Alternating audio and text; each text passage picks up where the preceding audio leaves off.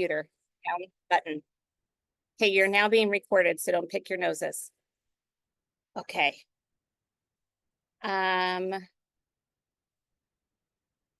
Let's do share. Share. How do I share my screen?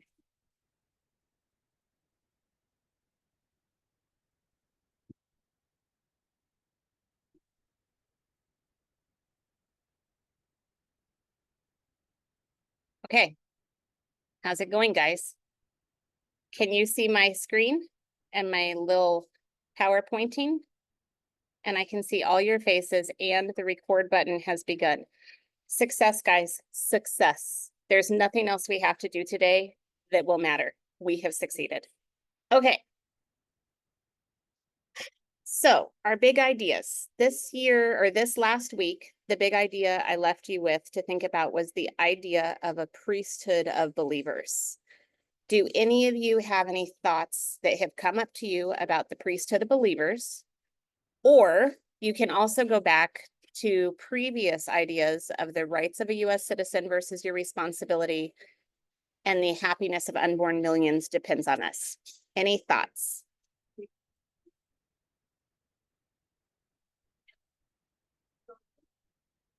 Who can tell me what the priesthood of believers was?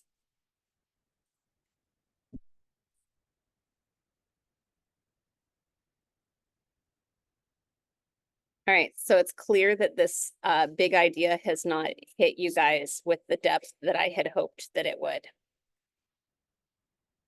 What's a priesthood?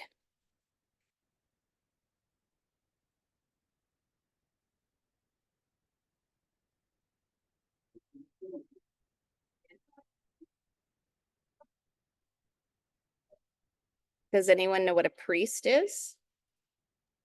A pastor, basically. All right. And isn't the priesthood like an office, the office of the priest? Or am I going the wrong way?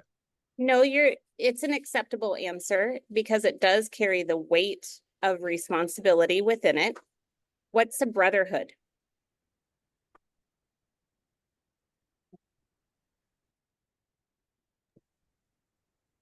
Isn't it like where you're just like basically you're really friends with someone, so it's like they're like a brother to you?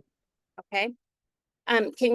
Let's break up the difference between priesthood and brotherhood is the first part of that word, the priest and the brother, right? What does the hood part mean? Can you think of any other words that the hood part is a part of in English? Is it like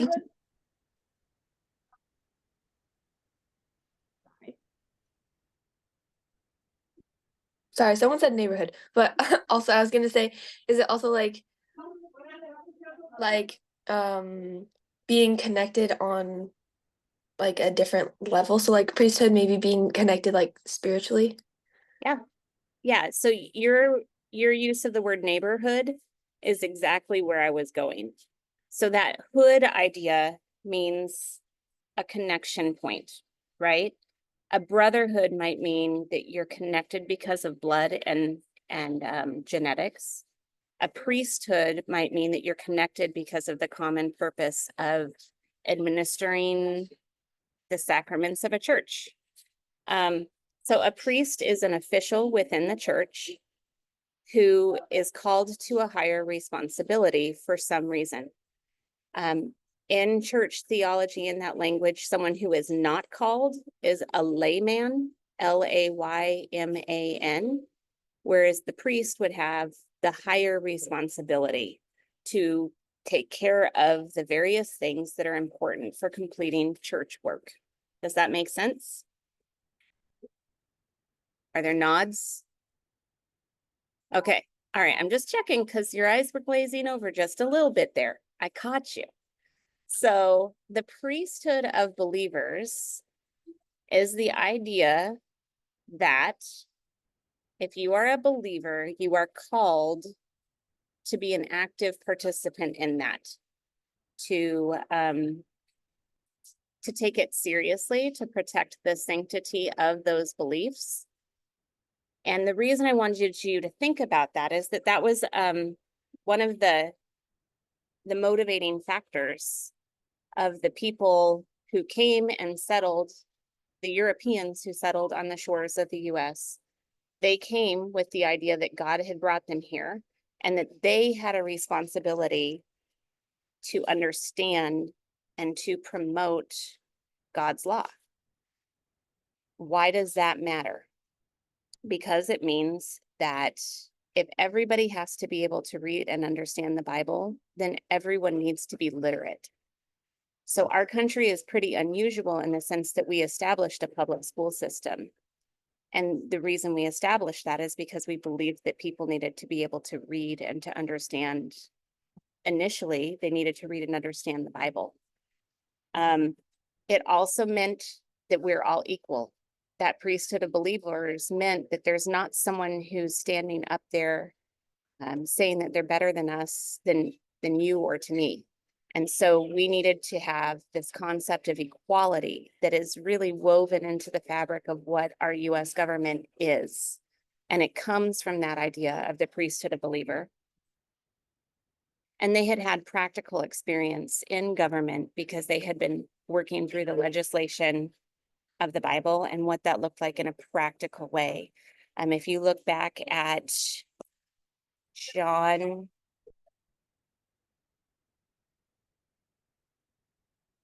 the guy who was in charge of the Massachusetts Bay Colony and the Mayflower Compact, when they had the principle that if you don't eat, or if you don't work, you don't eat, they got that principle straight from the Bible. And so they would look to the Bible as their definition of what government should look like. And if we miss that point, then we miss some of the things that are woven into the culture that we are existing in. Does that make sense? Okay, do you have any thoughts about that idea? What does it, am I saying things that sound crazy to you? Or am I sounding like, oh, okay, that makes sense. No, and that's something that these videos have really like brought to light is I did not understand. I think I might have already said this last class, but I just did not know how much of the Bible and like Christianity is in our government and in how America was formed. Like you just don't see that anymore, and kids especially aren't like shown that anymore because you aren't supposed to push religions on people, but also it's like nobody knows. Mhm. Well, and I think that the saddest thing about it, now, I'm not going to go out and say that everyone has to believe my faith in order to be a decent human. That's not the point. But I believe that when you're studying history, you need to understand the context of what is going on behind it. And if we don't understand the context of our system, then it won't make sense. We won't understand what they're trying to accomplish in having given us the opportunity to live in this country. We won't know how to preserve it, and we won't know why it matters. Any other thoughts about that? No? Okay.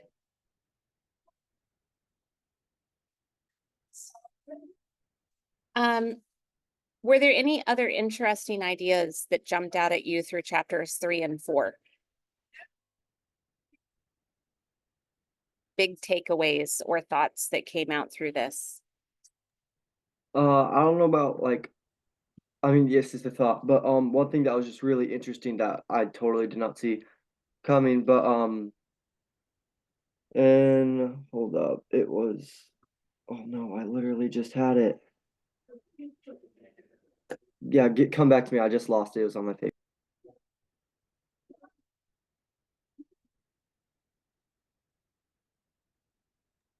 Something that I really liked was I think it was in 3. I don't know. I forgot to write down what chapter it was in.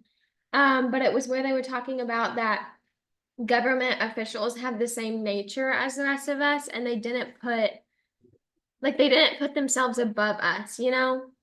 Like they basically said that we were all equal. And I think that's something that nowadays they think that they're not the same on the same level as us just because they're in an office. So I really liked that part of it. Yeah.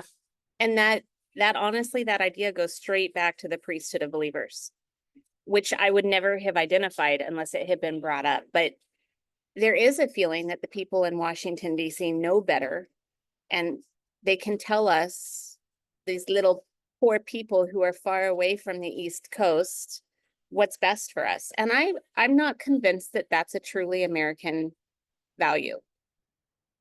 Absolutely. Other ideas or thoughts? One thing that was just interesting to me, I found it, but when the slave trade was going on, the North wanted the slaves for taxes but not voting, and the South actually wanted them for voting and not taxes, which actually like blew my mind. I thought the South just wanted them for slaves, like they didn't want to do anything with them. So the solution ended up being that slaves counted as 3/5 of a person, which is like really stupid. Yeah, but I really thought the South just wanted them for slaves or anything. So that was really interesting to me that they even wanted them for voting. It is interesting. And I think one of the things that I'm hoping that we will learn by studying history through the lens of what was appropriate at that time is that it's okay to talk about these things.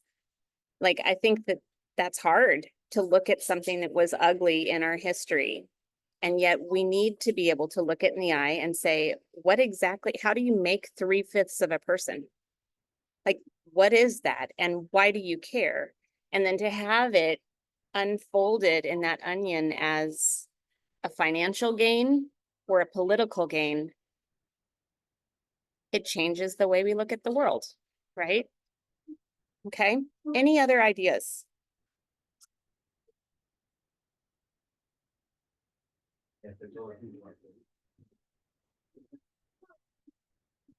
One thing that I just thought was cool, but it was Benjamin Franklin's motion for prayer, and it was just like I mean, my parents even bought a book. How I think the title is "How Powerful Prayer Really Is," and it was how he pushed for people to like pray and stuff, and it like helped all of them get back on track just by praying, and it's like, yeah, I think that's cool. I think it recenters you. It's like that splash of cold water. What are we doing this for? Like, is it for the happiness of unborn millions, or is it so that my state has power? And I think that as humans, we crave something that's a higher authority in some way. And so it is like a pullback. And it's also interesting that that came from one of the founding fathers, they say is a deist. It's just another piece of the puzzle. Okay. How about any unfamiliar words that you came across this week? Did you guys have to look any words up? When we were doing homework, we had to look up the word unalienable. And what did you find out about it? That it was like, I don't want to break it up, but it was saying that you couldn't not understand. Like it was a subject or something that like you just can't not understand. Mm-hmm.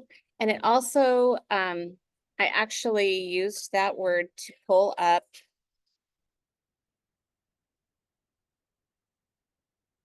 Can you guys still see this screen? Okay.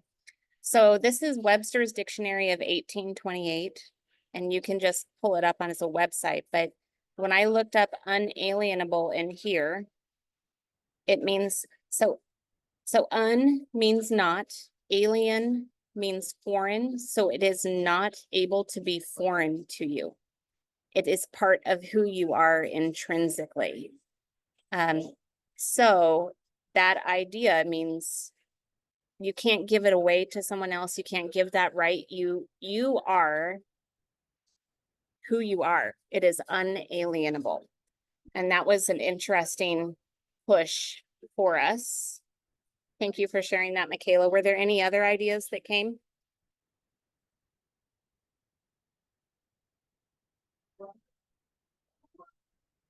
No? Okay, I'm gonna do questions again because I can. I would like you to take a moment and think about what about you and your personality and who you are is unalienable. That's a hard one, right?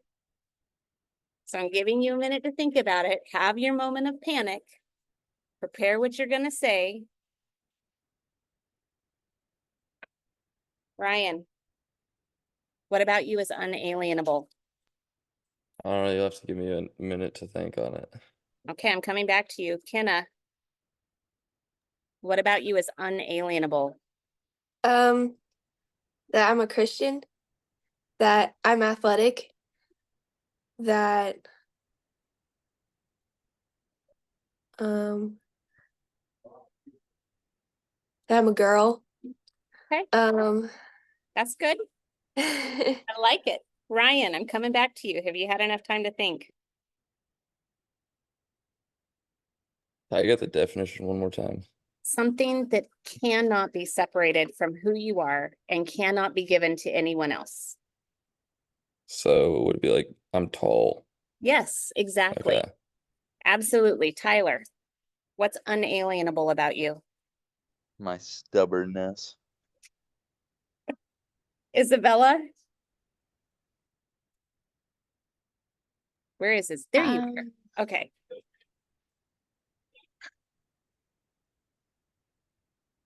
I don't know that I have long hair. Okay. I accept that. Garrett, what's unalienable about you?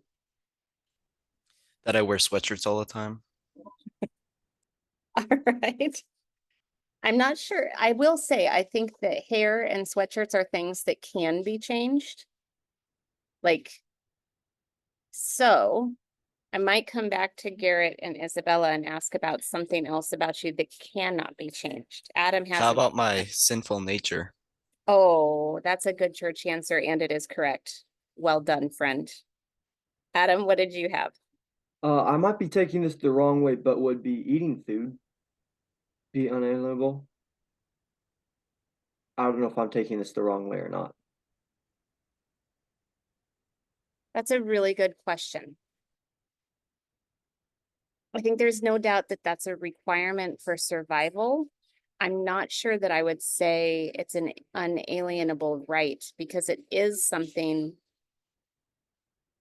that can be separated from your capability, kind of like a sweatshirt can be separated from your capability. I would say keep thinking on that one. Maggie, what's something unalienable about you? I have a very good smile. Yes, you do. Maggie, or Michaela? Could it be like the color of my eyes? Yes, absolutely. All right, Jack. What about my love for animals? Absolutely. I'm back to you, Adam. How I just like to play and just be active. I don't like to sit very long. All right. Isabella, do you have another idea? I'd have to say love for animals too. All right. Lydia, what is something about you that cannot be taken away? I'm really competitive. Okay. Awesome. And Maya, you're bringing up the tail and it's got to wow us. I'm pretty quiet. I wouldn't Okay. say I'm very loud. All right. Does this help you guys understand a little bit about like something that can't be taken away no matter what? So then when you think about when we use the word unalienable as we're studying our historical documents, they are saying you cannot take away life, liberty, and the pursuit of happiness, that it is just who we are as human beings. It's really interesting, right? Okay. Here is my question for you when it comes to the homework pages. Last week I went through all of the answers. Are you already going through all of the answers at home with the teacher's guide? Or are you gonna get it from me? How about thumbs up if you already have it and thumbs down if you're getting it from me? Okay. All right, so it's about half and half. So we will go ahead and I will quickly go through the workbook answers. Do And you want me to do it at home? I don't care. I don't care at all. it is a useful thing, and I do want to make sure you have the answers available to you, because I think some of these questions are worded a little bit funky. And so to not have the questions would be a disservice to you, or the answers, I mean. So I'm happy to do it in class. I just didn't know if you guys were like rolling your eyes backwards saying, what on earth are we doing? So. All right, so we'll do this like last week.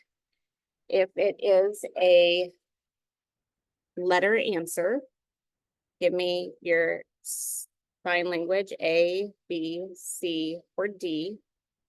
And if it is a true false, it's a thumbs up or a thumbs down. Okay. The major influences on the framers were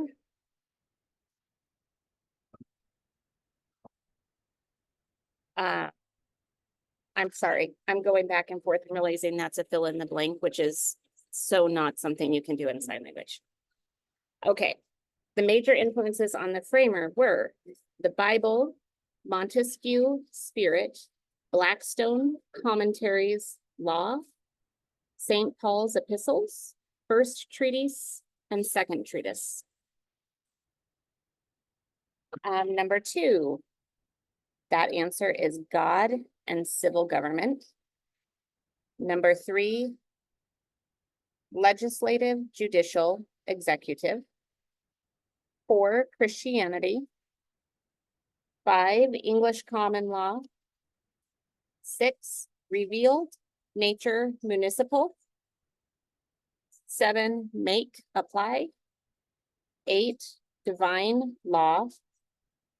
9, covenant, contract, law, nature.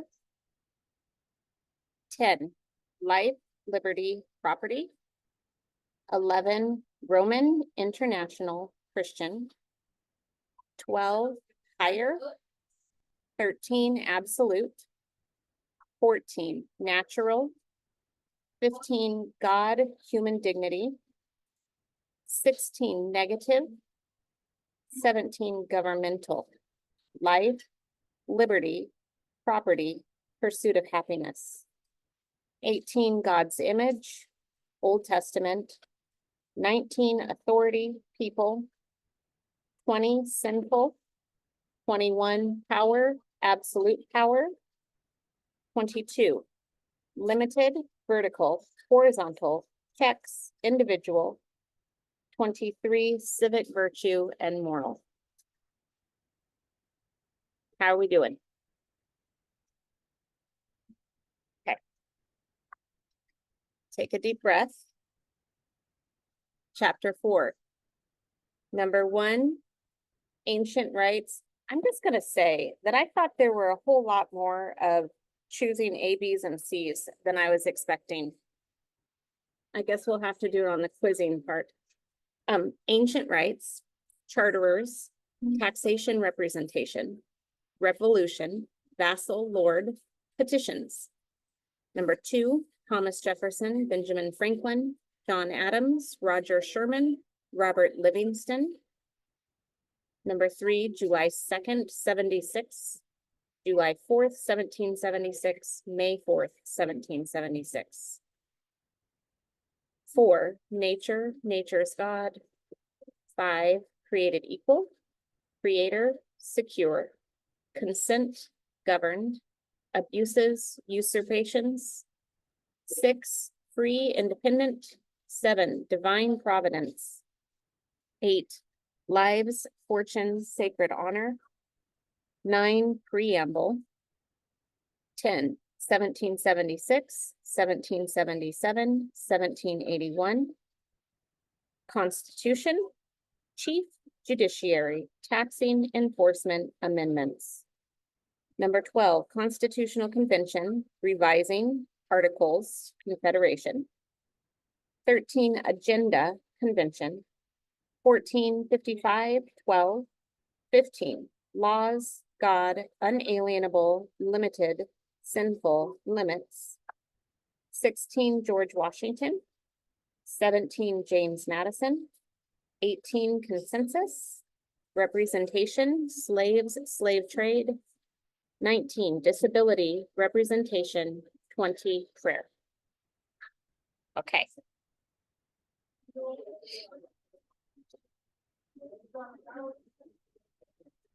All right, here's our quiz. Now we can use our thumbs up and our A, B's, and C's. Are you ready? So much excitement, I'm sure. Montesquieu maintained that blank is the author of all law and that blank is are necessary to keep men within the confines of God's law. Show me your selection. Man force, God's civil government, human government, or magistrates.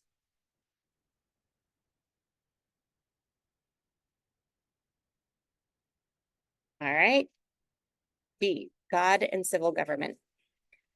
Comparing Christianity to Islam, Baron Charles Montesquieu claimed Christianity makes government more manageable, humane, efficient, or powerful.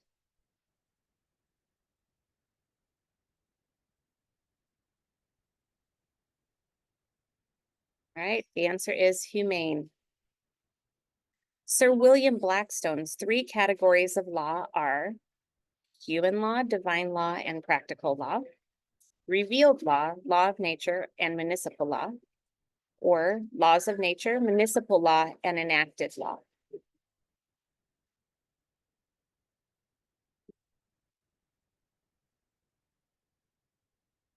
Revealed law, law of nature, and municipal law. Sir William Blackstone maintained that judges do not blank law. Rather, they blank and blank law. Furthermore, precedent is only legitimate if it is not contrary to blank law. So, create, manipulate, and apply, and divine. Make, discover, and apply, and divine. Discover, make, and distort, divine. Make, twist, and distort, or divine.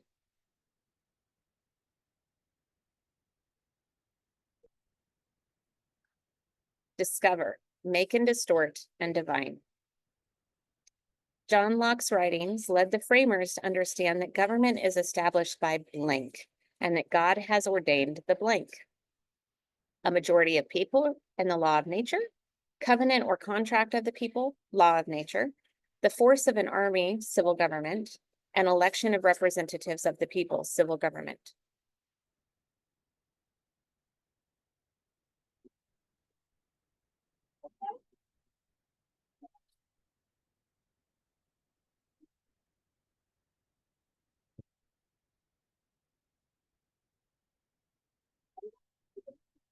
The answer is B, the covenant or contract of the people and the law of nature.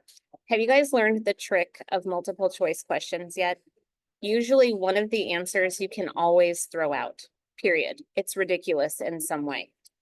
The other thing that you can do, particularly on a question like this, you can see that 2 end with civil government and 2 end with law of nature. So if you can figure out right away which one the ones that match like that are, you can throw the others out to not even consider.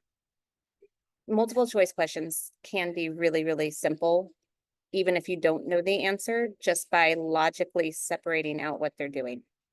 Just because you're taking the SAT someday, I feel like you need to know that. Okay, Locke claimed that the law of nature includes God-given natural rights, which are life, liberty, and the freedom of press, life, liberty, and property, life, liberty, and privacy, or life, liberty, and the pursuit of happiness.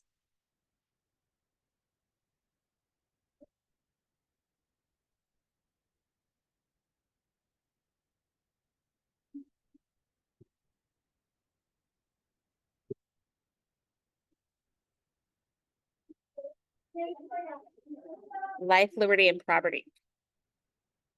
That was one of the ones that jumped out that we didn't expect, right? And then we figured out that life, liberty, and property is actually a part of the pursuit of happiness. That was one of the things that came out in our study. The American Revolution was not really a revolution because most people in the colonies stayed loyal to the crown. The colonists saw themselves as reasserting ancient rights of Englishmen, not as revolutionaries. No fighting took place in England, or fighting began before the Declaration of Independence was signed.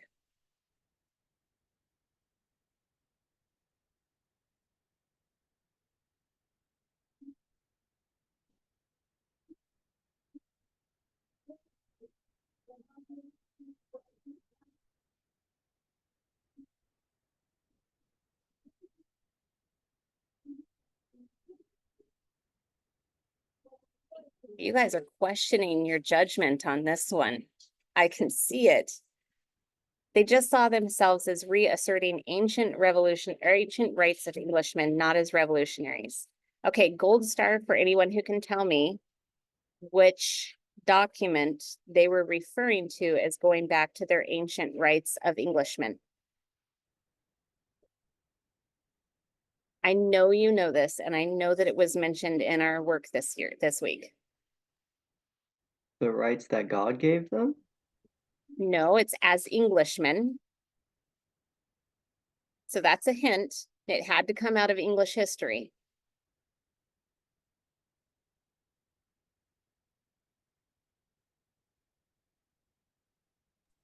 The Mayflower Compact. Good guess. It does start with an M, but it was earlier than the Mayflower Compact.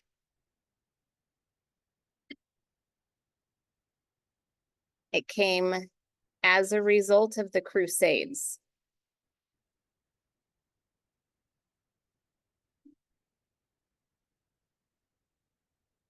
It's the Magna Carta. You guys know the Magna Carta? You have to know the Magna Carta. If you do not know the Magna Carta, you need to Google that immediately. It's a really big deal, guys. So like the laws of Hammurabi were the first time that laws were written down. And the Magna Carta is when England said, kings cannot just own everything. You have to have some responsibility to the people you're governing. What's the name of it? Magna Carta. Come on. All right, the Declaration of Independence claims that the following will be self-evident truth: that all are created equal, that all are endowed with unalienable rights. The purpose of civil government is to secure God-given rights, or D, all of the above.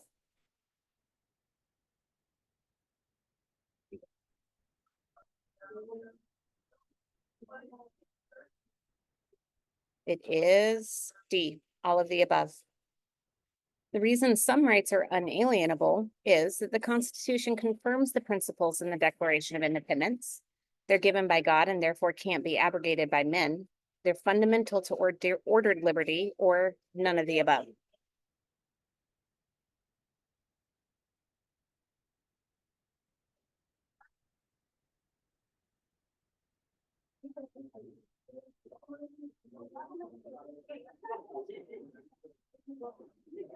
They're given by God and cannot be abrogated by men.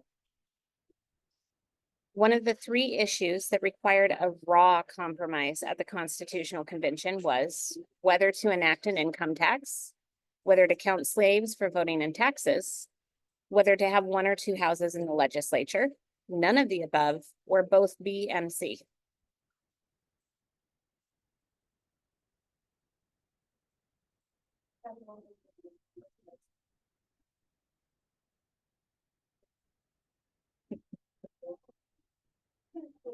I'm laughing because some of you are like,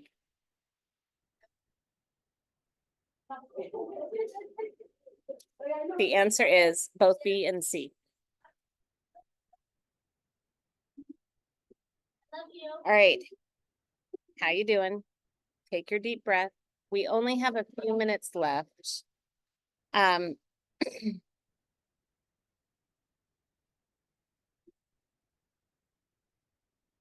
I'm thinking because one of the ideas that I had was to have a discussion about marriage and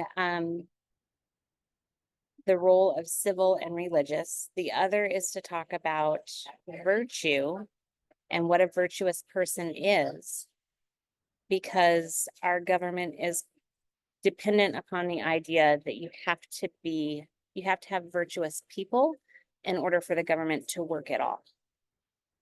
And we only have a few minutes left. I'm not actually even sure that this will play and let you hear it.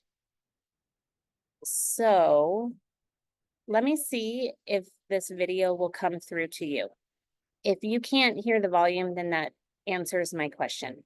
It is a video that I found that I think is really interesting. So I'm going to hit play. And you guys have to give me a thumbs up or thumbs down if you can actually hear what it's saying.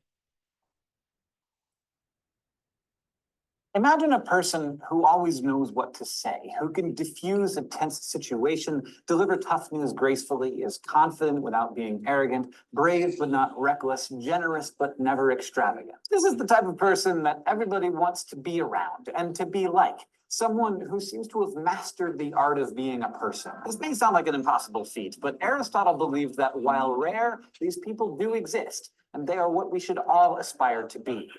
Virtuous. And there's a whole moral theory based on this idea of virtue. But unlike most of the moral theories we've discussed, virtue theory doesn't spend a lot of time telling you what to do. There's no categorical imperative or principle of utility. Instead, virtue theory is all about character. Rather than saying follow these rules so that you can be a good person, Aristotle and other virtue theorists reasoned that if we can just focus on being good people, the right actions will follow effortlessly. Become a good person and you will do good things. No rule book needed. So why should you become a virtuous person? Because eudaimonia.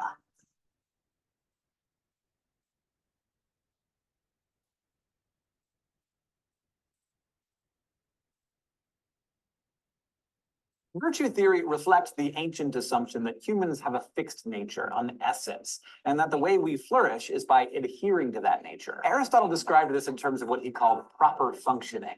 Everything has a function, and a thing is good to the extent that it fulfills its function and bad to the extent that it doesn't. This is easy to see in objects created by humans. A function of a knife is to cut, so a dull knife is a bad knife. And a function of a flower is to grow and reproduce. So a flower that doesn't grow is just bad at being a flower. And the same goes for humans. We're animals, so all the stuff that would indicate proper functioning for an animal holds true for us as well. We need to grow and be healthy and fertile. But we're also the rational animal and a social animal. So our function also involves using reason and getting along with our pack. Now you might notice that some of this sounds a lot like parts of natural law theory, Aquinas' theory that God made us with the tools we need to know what's good. Well, Aristotle had a strong influence on Thomas Aquinas, so part of Aristotle's thoughts on virtue theory ended up in natural law theory. But for Aristotle, this isn't about God's plan, it's just about nature. Aristotle argued that nature has built into us the desire to be virtuous, in the same way that acorns are built with the drive to become oak trees. But what exactly does it mean to be virtuous?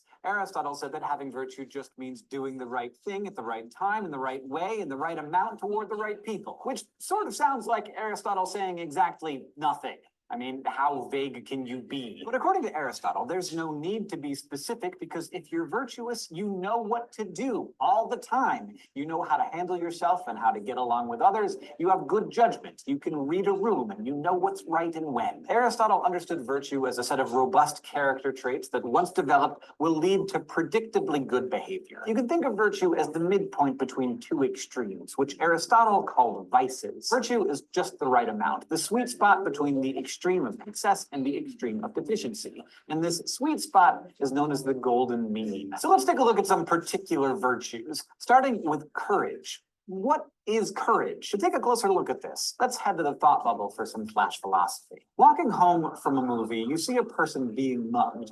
What is the courageous action for you to take? Your impulse might be to say that a courageous person would run over there and stop the mugging because courage means putting yourself in harm's way for a good cause, right? Well, no. A virtuous person, in the Aristotelian sense, would first take stock of the situation.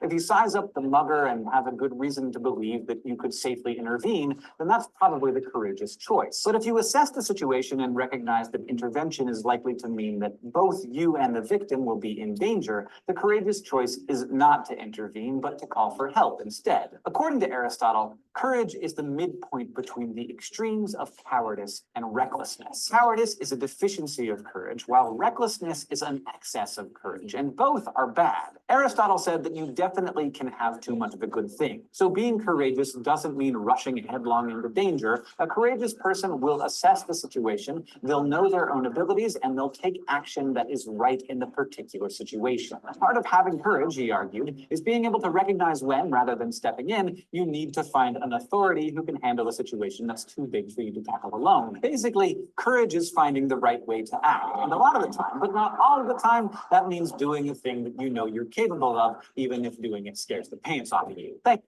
Thanks to this stylish hotel on Booking.com, even Giants fans are loving LA. No, we're here to mess with our rivals.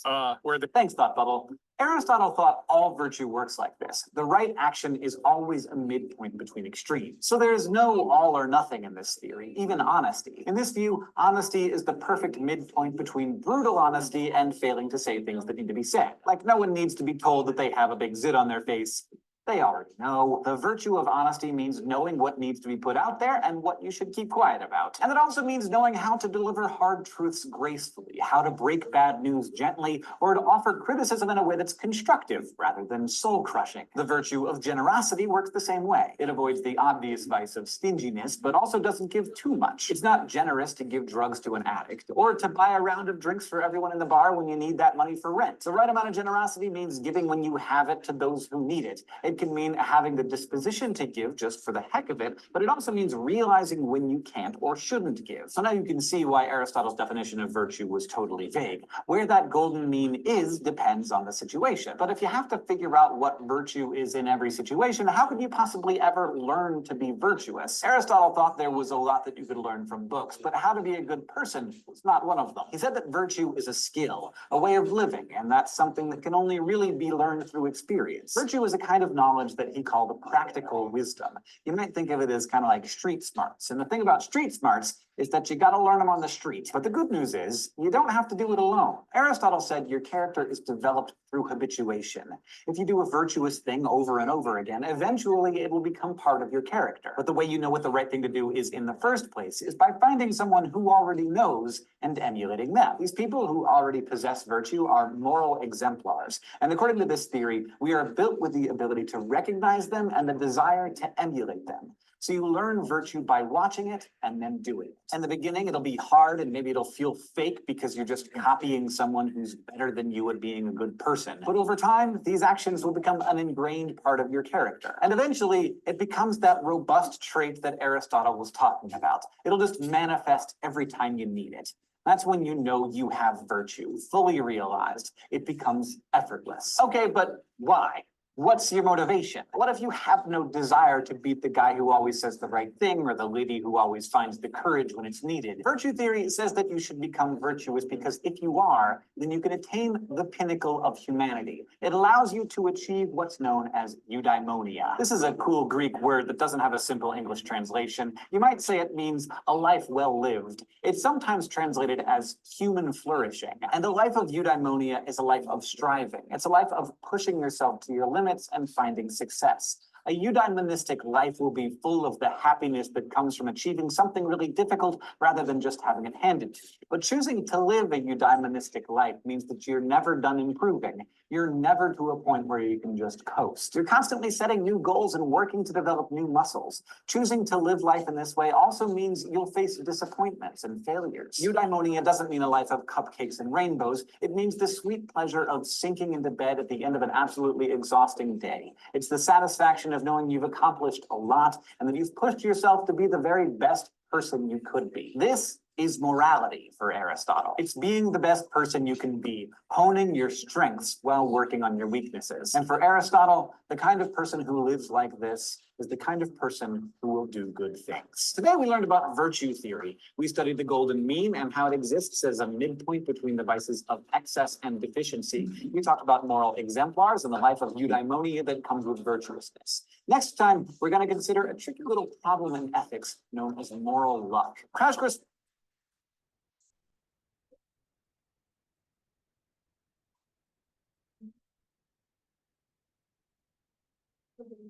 All right. So what do you think about that? Oh, I thought I just turned the whole meeting off. I was trying to make you big on my screen and I almost just ended everything.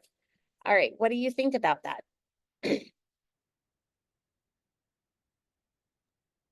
I don't know why. I don't know if it was in our physics email for homework, but I've seen that video this week.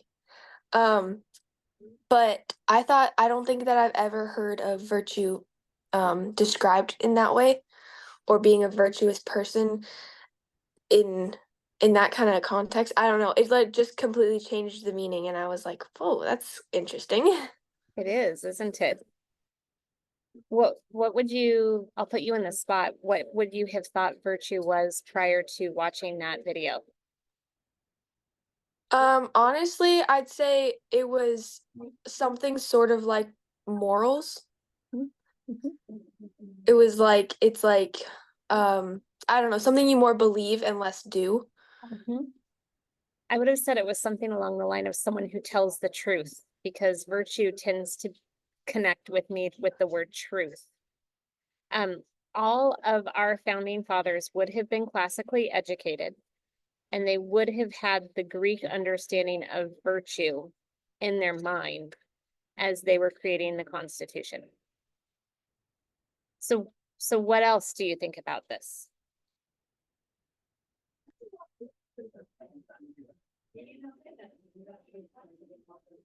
We started out way more virtuous than we are now. But isn't it interesting? I think it's incredibly hopeful that virtue is something that you practice over the course of your entire life.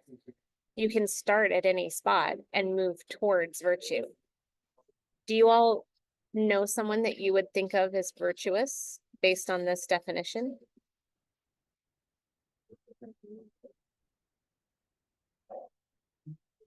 Here's another question for you. When you think about this, he uses the word of a moral exemplar, someone who is a moral example of who you want to be, someone you look up to.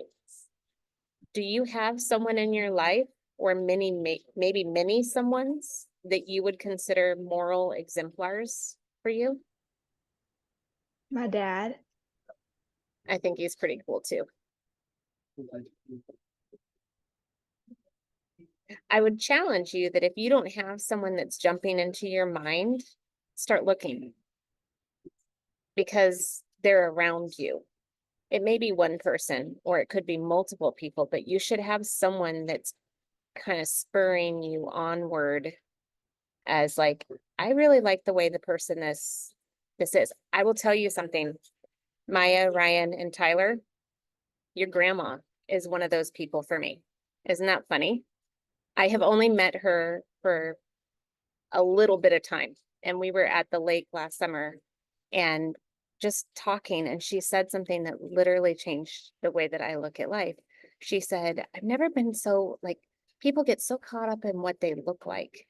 And the reality is you should just put on your makeup, do your hair, do all the things as best as you know how to do, and then go to whatever event you're going. And as soon as you walk through that door, instead of arriving and saying, here I am, look around and go, oh, there you are. And make it about the other person. She says, take care of the stuff you can take care of, and then make it about other people. And that one little conversation made her a moral exemplar in my life that I have tried to take. That was straight wisdom. And I'm grateful for it. And I want you guys to be actively looking for people who can change your life that way. It might be one comment or it might be a relationship. We are out of time, and so I can't ask for any more comments. But what I am going to say, our question to think about this week is, how is the eudaimonia that was described in his video similar to this idea of the pursuit of happiness that we find in our Constitution? Okay, so I'm going to send the link out for this video. And when we get back together again next week, that's what we're going to start with as our big idea. Sound good? All right. I appreciate you guys. I'll talk to you soon. Thank you. You're Thank welcome. you. Thank you. Thank you. Thank you. Thank Happy you. birthday. Thank you.